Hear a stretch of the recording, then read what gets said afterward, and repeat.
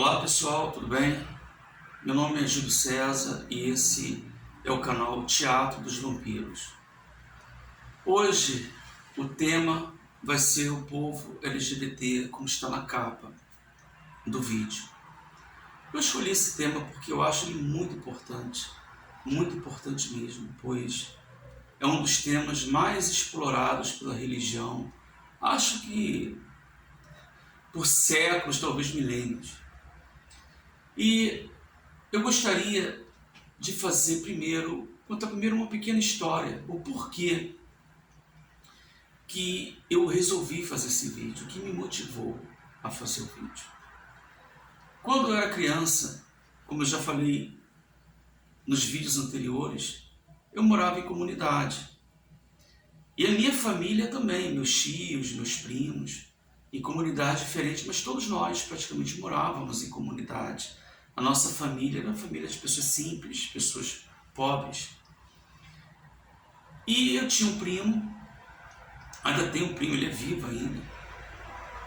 E ele criança, ele já era diferente. Quando ele iria lá na casa dos meus pais, onde nós morávamos, tinha muita criança, a gente brincava de futebol, aquelas coisas, né, que existem principalmente nas comunidades. E eu chamava ele para brincar comigo, com meus irmãos, mas ele não queria ficar com a gente, ele queria ficar com a minha irmã. Ele amava a Xuxa, adorava a Cor Rosa. Você percebia que ele era afeminado. Tanto é que as crianças falavam: César, o teu primo é gay. E a gente era criança mesmo. Coisa assim de 7, 8 anos, 9 anos de idade. Com o passar do tempo, nós perdemos um pouco o contato. O meu tio faleceu, a minha tia também faleceu e ele ficou sozinho. Mas anos depois, uns 10 anos depois, 15 anos depois, eu o encontrei na igreja. Nesse dia estava bem cheio a igreja e eu o vi recebendo a oração de um obreiro. E era um dia de libertação. Nas igrejas evangélicas tem dias para determinado tipo de oração. E nesse dia era dia de libertação. E libertação é expulsão de entidades. Para muitos evangélicos, por exemplo, uma pessoa do sexo masculino que está afeminada, ela está com pombagira. E quando é do sexo feminino, ela tem uma espécie de Exu Caveira, essas entidades. Segundo eles, as pessoas são homossexuais porque estão possuídas. Eu sei que pode parecer loucura isso, mas existe, e talvez acho que existe até hoje. Até hoje. Quando eu vi aquela cena na igreja, naquela época, eu já achei aquilo muito estranho. E eu lembrava dele criança. Eu falava: poxa, meu primo não pode ser uma pessoa endemoniada, porque ele era criança, ele já era assim. Como pode Deus permitir que uma criança já seja possuída? Não faz sentido isso, tem que ter uma outra explicação. Passando o tempo, pouco tempo depois, na verdade algum tempo depois, eu também saí da igreja por várias coisas que eu percebi que estavam contra Cristo. Mas o poder da religião é tão grande, que não é fácil você se libertar deles não, tá? Não é fácil. Porque o controle mental que eles têm e o controle emocional é muito grande. Esses são os poderes da religião. Então, falando um pouco o que aconteceu e por quê, eu gostaria de começar o vídeo agora para valer, falando sobre Gênesis, capítulo 2, versículo 21, que diz assim: Então o Senhor Deus fez o homem cair em profundo sono. Enquanto este dormia, tirou-lhe uma das costelas, fechando o lugar com carne. Com a costela que havia tirado do homem, o Senhor Deus fez uma mulher e a levou até ele.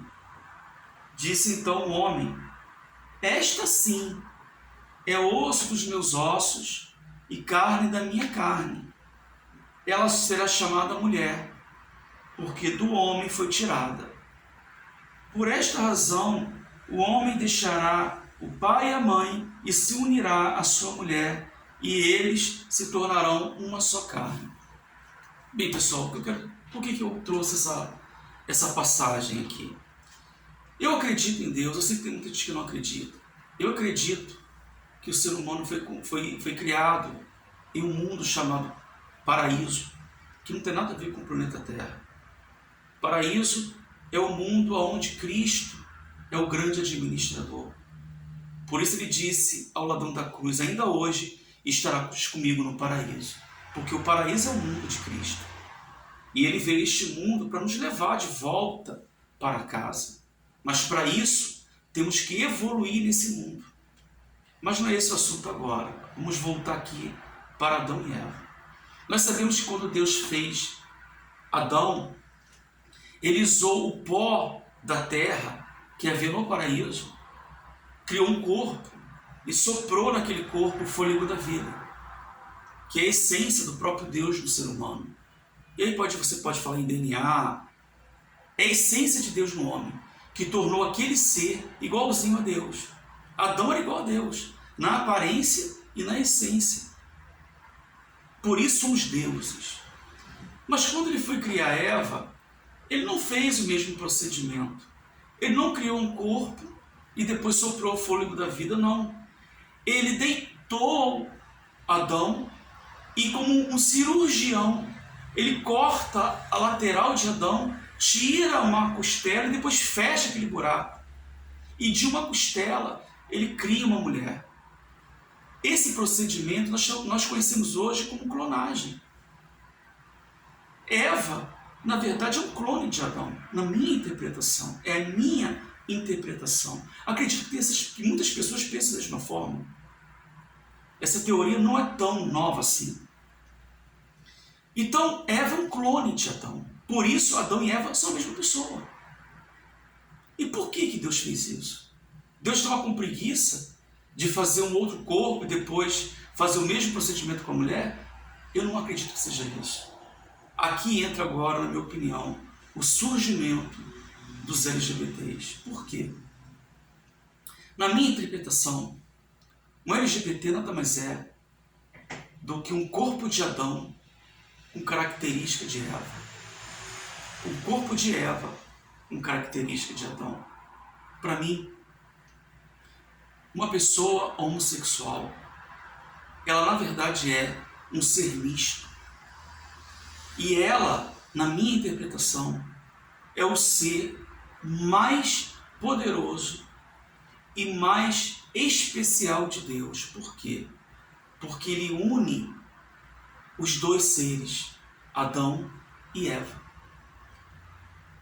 E eu gostaria, para dar continuidade a esse raciocínio, trazer Cristo aqui agora para este debate. Como eu falei, eu sempre vou trazer o verdadeiro Cristo para esse meu canal. Que só Ele pode vencer o anticristo, só Ele pode vencer essas narrativas mentirosas dessas religiões. E eu gostaria de trazer Lucas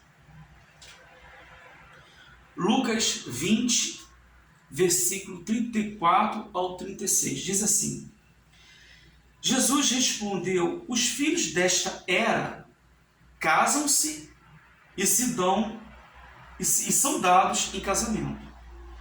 Mas os que forem considerados dignos de tomar parte na era que está por vir e na ressurreição dos mortos, não se casarão, nem se darão em casamento.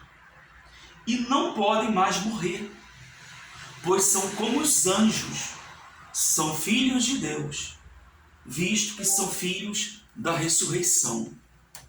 O que eu entendo aqui? Cristo quer dizer o seguinte: olha, vocês estão nesse mundo aqui para evoluir.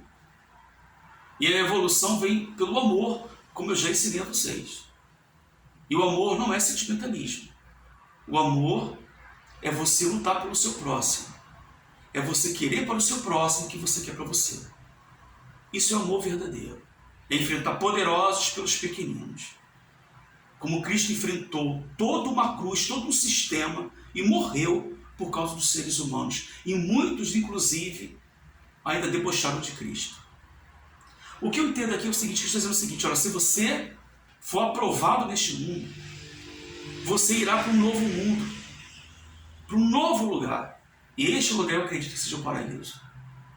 E neste lugar, vocês serão como anjos, não se casarão mais e não se darão em casamento. Por quê? Porque, primeiro, as pessoas que habitarão esse mundo são pessoas que passaram por esse. São pessoas que evoluíram, que ganharão novos corpos, corpos imortais, corpos incorruptíveis. E nós sabemos que as partes genitais humanas são partes vulneráveis de um corpo humano.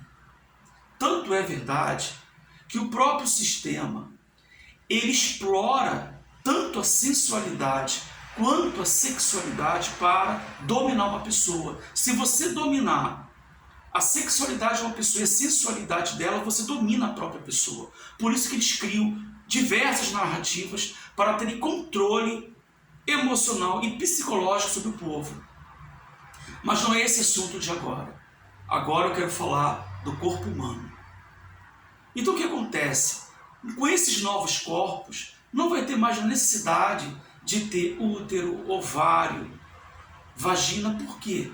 Porque não haverá mais casamentos e não haverá mais filhos.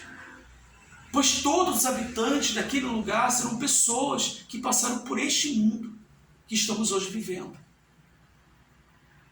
É isso que realmente eu acredito. Então, nessa interpretação dessa passagem de Cristo com de Gênesis, nós podemos perceber que, na verdade, o futuro dos seres humanos será um futuro sem gênero. Não haverá macho e fêmea, mas seremos como anjos. E que são anjos? Acredito eu que são seres humanos que passaram pelos mesmos processos que estamos passando. Ou seja, a era de Adão e Eva vai chegar ao fim. E o dono da mega fazenda que é o mundo, um dia voltará e vai separar o joio do trigo. O trigo, opa, isso aqui é meu. O joio queima, não serve para nada, não evoluiu. E depois, provavelmente, tudo voltará de novo do início. Os que forem aprovados voltam para o mundo de Deus. Os que não forem aprovados deixarão de existir. É isso que eu acredito. Então esse papo de dizer que uma pessoa homossexual é do diabo, isso é uma grande blasfêmia contra o próprio Deus. Pelo contrário, essas pessoas provavelmente sejam as pessoas mais capacitadas dentre todos os seres humanos, já que elas são seres mistas.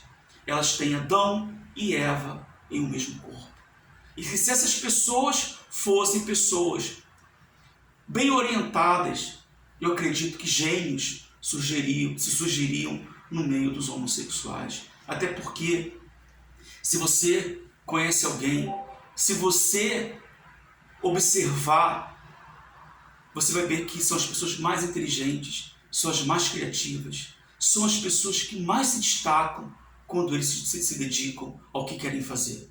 Porque eu acredito que são os mais capacitados. Eu acredito realmente nisso. Então, meu amigo, eu queria apenas trazer essa ideia, não com o objetivo de dizer que sou o dono da razão. Quem sou eu? Quem sou eu? Mas o meu objetivo aqui não é ter a verdade absoluta, porque quem tem a verdade absoluta? Quem é que viu uma pessoa sendo criada? A gente está falando de 6.000 anos atrás, no mínimo. No mínimo. Quem somos nós para julgar alguém? Agora, uma coisa que eu acredito de todo o meu coração e de toda a minha alma, que a verdadeira evolução humana está no verdadeiro amor ao seu próximo. E por isso, para terminar, eu gostaria de trazer João 13:35, que diz assim: com isso, todos saberão que vocês são meus discípulos, se vocês se amarem uns aos outros. Cara, isso aqui para mim define a missão de Cristo. Isso aqui define qual é a nossa missão de vida. A nossa missão de vida é amar um ao outro. E o que significa isso? É sentimentalismo? Não. O amor não é isso, cara. O amor é coragem. O amor é enfrentar um sistema, mesmo sabendo que ele pode te massacrar. O amor verdadeiro é fazer como Cristo fez os seus discípulos, enfrentar os poderosos pelos pequeninos. E por isso que todos aqueles que carregam o amor do verdadeiro Cristo em seus corações, eles não aceitam a miséria, a pobreza da população brasileira. Ele não aceita pessoas morando em favelas, não aceita senhoras morando em ruas, não aceita pessoas mendigando, pessoas dormindo de tristeza, jogadas nas ruas, gente morrendo de frio num país como o Brasil, gente passando necessidade num país que tem condições de alimentar o mundo. Isso é falta de amor. E é o amor que prova que realmente uma pessoa ela serve ou não a Deus. E não a aparência e não a religiosidade. Por isso que eu acredito que mesmo aqueles que se dizem ateus, se verdadeiramente eles amarem o seu próximo, esse amor justifica qualquer coisa. E este amor salvará a pessoa, mesmo ela se dizendo ateu. Porque, na minha opinião, Cristo não liga para isso. Por isso, é só te olhar a história do bom samaritano. Depois procure saber a história do bom samaritano, que você vai ver o perfil de pessoas que Cristo busca. Pessoal, esse foi o vídeo do canal. Eu queria dizer o seguinte, que caia o moralismo e o conservadorismo nesse país e que nasça o verdadeiro humanismo de Cristo em nossos corações, tá bom? Muito obrigado.